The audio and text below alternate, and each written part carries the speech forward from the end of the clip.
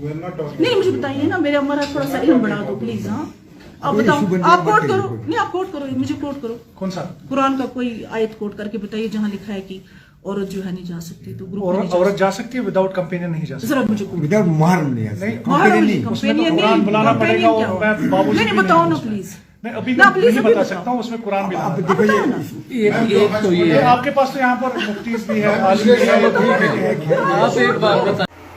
सवाल नंबर 148। देखिए कि ये जो सवाल किया गया है कि ख़वातीन का हज के लिए बग़ैर महरम के जाना या औरत का औरतों के ग्रुप में सफ़र करना, जैसा कि आजकल हुकूमत सऊदीया ने भी अलाउ किया है। तो देखिए ये अमल यानी कि ख़वातीन का बग़ैर महरम के साथ जाना, ये हज करना, ये हराम करार दिया गया है, क्योंकि हज़रत सैयदना अब्दुल्लाह बिन अब्बास रज़ियल्लाहु अन्हुमा से हदीस पाक मरवी है कि वो फ़रमाते हैं कि मैंने आक़ाए नामदार सल्लल्लाहु अलैहि वसल्लम को फ़रमाते हुए सुना है कि महरम के बग़ैर कोई औरत सफ़र न करे।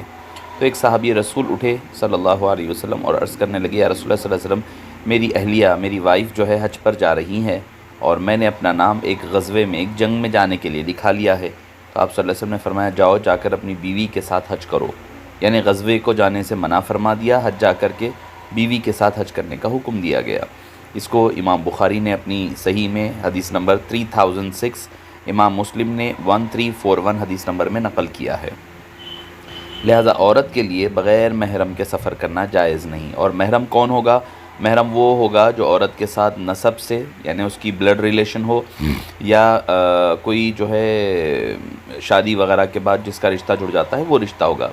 इसके लिए आकिल और बालिग़ का होना शर्त है। बिल्कुल छोटा बच्चा है या बेवकूफ़ है जिसे अक़ल ना हो, वो महरम नहीं बन सकता। सफ़र में औरत के साथ महरम के होने में कई हिकमतें हैं कि औरत की इस्सत, इस्मत और इफ़्फ़त महफूज रह सकती है, ताकि ख्वाहिश की पुजारी और अल्लाह का डर न रखने और अल्लाह के बंदों पर रहम न करने वाले किस्म के लोगों से औरत से खिलवाड़ न कर सके।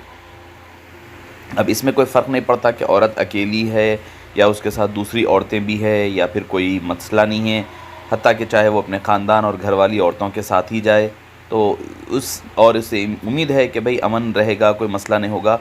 तब भी उलमाए किराम ने सफ़र को मना किया है, क्योंकि आप सल्लल्लाहु अलैहि वसल्लम ने वो सहाबी से ये नहीं पूछा कि तुम जो है उम्रे पर आ रहे, तुम ग़ज़वे पर आ रहे हो और तुम्हारी अहलिया के साथ कोई ख़वातीन है क्या, नहीं पूछा आपने फरमाया कि फ़ौरी नहीं पूछा, वाज़ेह तौर पर फरमाया कि वापस जाओ, जाकर अपनी अहलिया के साथ जुड़ जाओ।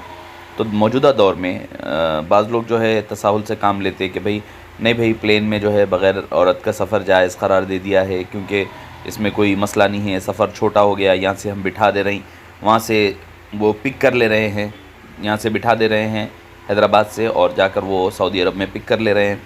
तो देखिए अगर महरम औरत को एयरपोर्ट के लाउंज तक छोड़ाए तो वेटिंग हॉल में तो उसको अकेले ही बैठना है। अच्छा, उसके साथ कोई महरम नहीं होगा, हो सकता है कि फ़्लाइट डिले हो जाए या हो सकता है कि फ़्लाइट कैंसिल हो जाए, और ये भी हो सकता है कि भाई फ़्लाइट कैंसिल हुई तो सामान लेना, सारी चीज़ें करना, दूसरों की मदद लेना, जैसा हम देखते हैं एयरपोर्टों पर जो मसाइल होते हैं।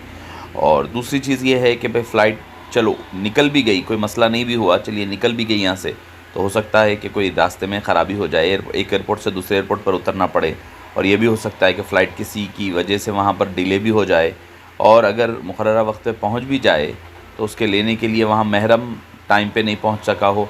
अगर वो टाइम पे आ भी जाए तो अंदर रश हो सकता है, किसी गैर की मदद लेना है, फिर इसमें ये भी एक इम्कान है कि भाई उतनी देर में क्या कुछ नहीं हो सकता। ये सारी चीज़ें, हासिल कलाम ये है कि औरत को अल्लाह ताला का डर और तक़वा इख्तियार करते हुए हज वग़ैरह, हज हो या उम्रा हो, कोई भी सफ़र हो, बग़ैर महरम के नहीं करना चाहिए, और महरम के लिए बालिग़ और आक़िल होना शर्त है।